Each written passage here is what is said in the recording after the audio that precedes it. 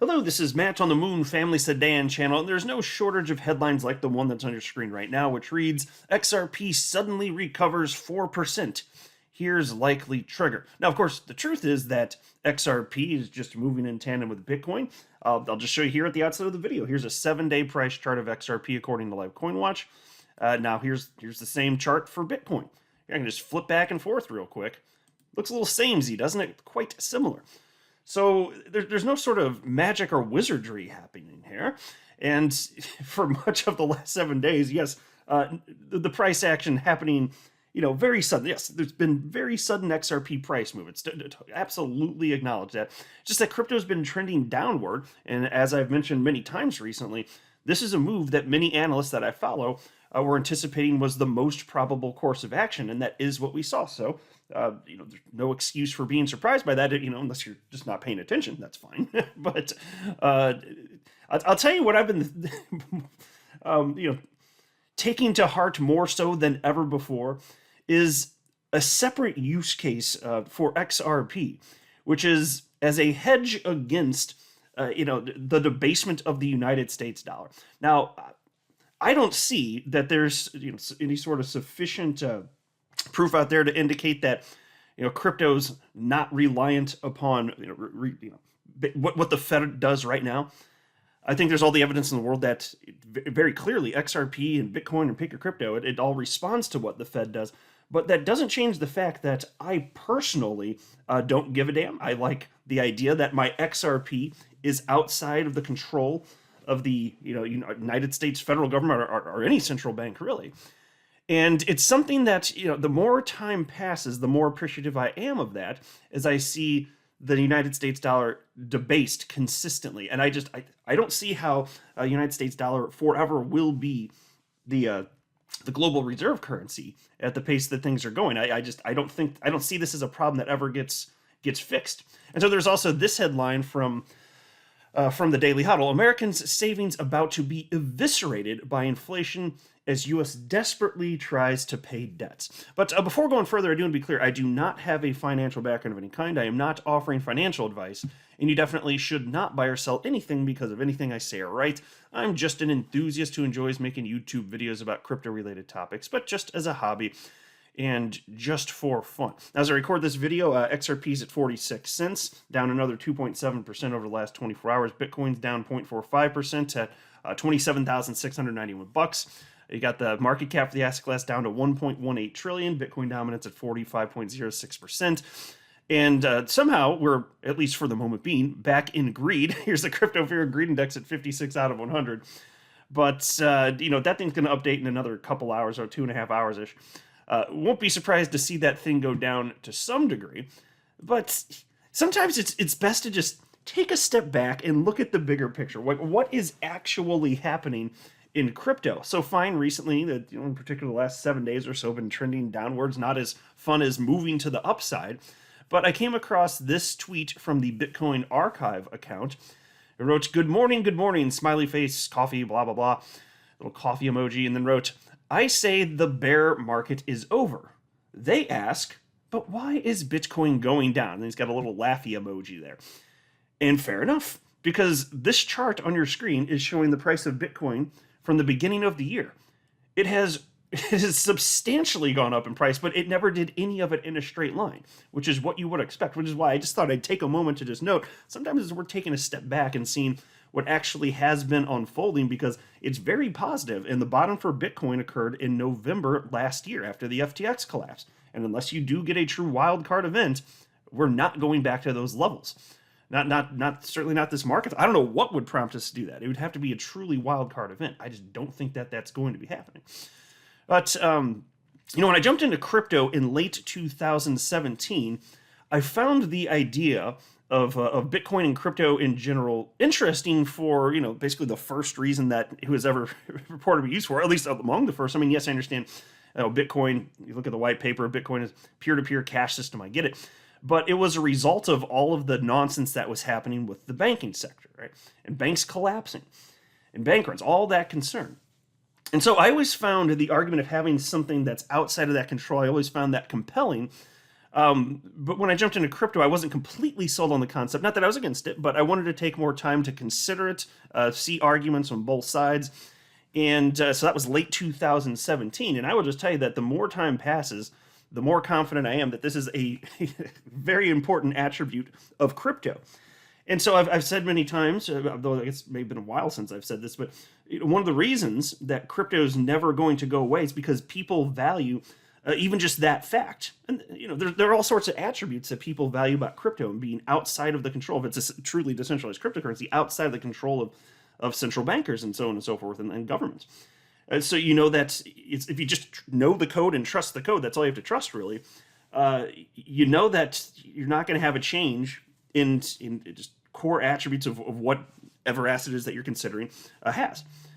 Other than I understand that things can evolve over time, but in terms of some central entity having complete control over it and just wrecking it, like you see with fiat currency, that's not a thing. And so you look at what money is, you look at what gold is, you look at specifically fiat and gold. Like, these are two different things that humans are like. There's an open market price for gold, and then there's a reason that the United States dollars, or pick your fiat currency, there's a reason that they're used. They're trust systems. First and foremost, money is a trust system, and humans are capable of trusting in all sorts of things. So, for gold, for example, it's not backed by anything. You don't need to have the price of gold backed by anything. You have the United States dollar; it's not backed by anything, and yet people trust it. People trust gold, and so this idea that you couldn't then have something artificial, something created by man, a decentralized cryptocurrency, the idea that you can have a trust system for gold, a trust system for fiat currency, but you can't have a trust system for a cryptocurrency just doesn't make any damn sense. And so when you have the Warren Buffett types say that it's just a bunch of nonsense and eventually it's going to go to zero, they're using the wrong valuation model. These are attributes that aren't possible anywhere else. And so for that reason, not going away. These cryptocurrencies are absolutely not going away. So I'm already excited enough about XRP and the way in which it's actually being adopted, multiple use cases. It's blazing fast on top of that. So from a technological perspective, it's ready to go right out the box. Technologically superior to Bitcoin, unquestionably. So it's the best crypto out there for payments. It's actually liquid.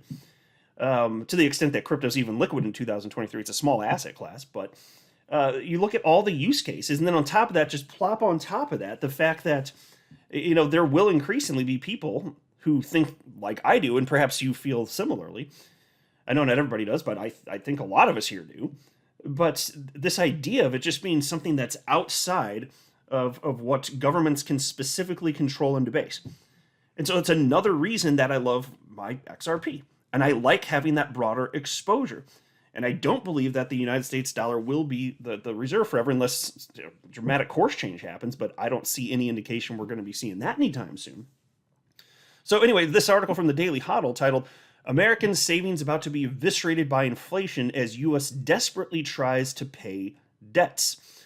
Arthur Hayes.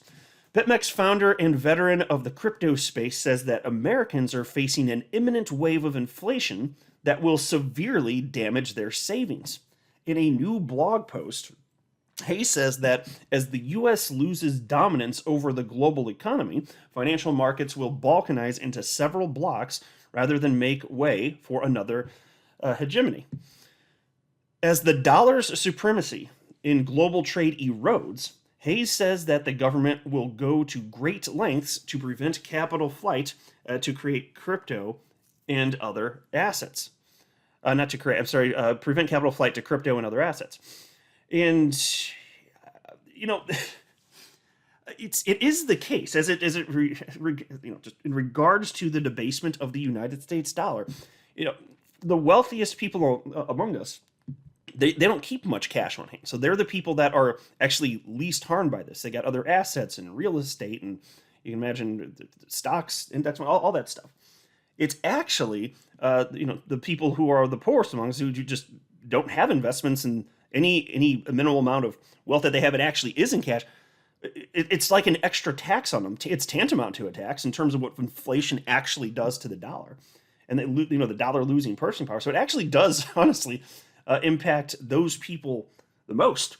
So at least you are paying attention and you understand that, hopefully you only have the cash on hand that you think you need for an emergency if you have a disaster scenario, lose your job, God forbid, something like that. But beyond that, I think that you out there listening are smart enough to understand that having actual investments and diversifying into various asset classes, it makes a ton of sense. And for me personally, that includes crypto. And despite the incredible volatility, this is where the most opportunity is for humans in general. I still firmly believe that even in 2023. I believe that since I jumped into crypto in 2017. But check out this quote, because I think this is pretty well spot on. The West cannot allow general capital flight from its markets to places like crypto or foreign stock and bond markets. They need you, the reader, as exit liquidity. The colossal debts accumulated since World War II must be paid, and it's time for your capital to be eviscerated by inflation. A capital flight would also definitely spell the end for the USD's role as the global reserve currency. And by the way, I'll just pause and note, although I've said what I've said about the USD's role as the global reserve currency, I'm not making a prediction in terms of what the timeline would look like for it getting replaced by something else, which could be a cryptocurrency or cryptocurrencies. But anyway, piece continues. So there's an additional quote from Arthur Hayes. As I mentioned previously, the West cannot easily enact draconian capital controls because an open capital account is a prerequisite for the type of capitalism it practices.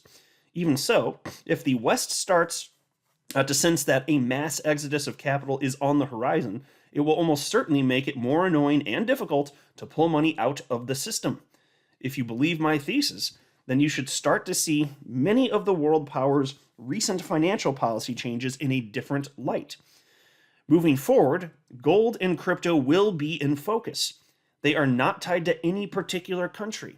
They cannot be debased at will by a central bank desperate to prop up their financial system with printed fiat money. And finally, as countries start looking out for their own best interests rather than serving as slaves to the Western financial system, central banks of the global South will diversify how they save their international trade income. The first choice will be to increase gold allocations, which is already underway. And as Bitcoin continues to prove it is the hardest money ever created, I expect that more and more countries will at least start to consider whether it is a suitable savings vehicle alongside gold. End quote. Yeah, and I actually think that's generally, in a general sense, pretty well spot on. Now, of course, you call Bitcoin the hardest money. Well, now we're getting into, the tribalist perspectives within the world of crypto, which I'm going to stay away from for the purposes of this video. I've made it pretty damn clear that for me, XRP is the sweet spot when it comes to investing in crypto for so many reasons. It's my favorite crypto, and if I could only invest in one crypto today, it would be XRP, period. Tons of reasons for that. I think in terms of the opportunity and multiplier effect, it's going to just dwarf any opportunity with Bitcoin. But either way, we are light years ahead of everybody else just being in crypto, having some, whatever exposure we have to crypto. Because I don't anticipate things getting any better when it comes to fiat currencies, and certainly not the United States dollar. So I sleep easy having this exposure. But it's just another thing, and it's not going away. People will always trust in cryptocurrencies. It doesn't mean that you can't have dramatic moves to the downside, but just like people are always going to trust that gold is gold, right? Same thing with crypto. It's a trust system, effectively, where trust isn't required, but you get what I'm saying, right? And that's pretty damn cool. So as a result of that, crypto is obviously never going away here. And then XRP is pretty well cemented at this point. It's been around a decade. Most of the time that crypto's existed, XRP's been here. I don't think that's going to cease to exist. Scary times in the United States here with the SEC and all that crap, but I think eventually it all gets sorted out to the positive. So I'm just saying, it's another thing that I feel way more strongly about today than I did when I jumped into crypto. And this is reason enough for crypto to never cease to exist. And then you pile on top of that everything else you can do with XRP. And it's just like, looks like a no-brainer to me. I'm not a financial advisor. You should not buy or sell anything because of anything I say or write. That would be a very, very, very bad idea. Until next time, to the Moon Family Sedan.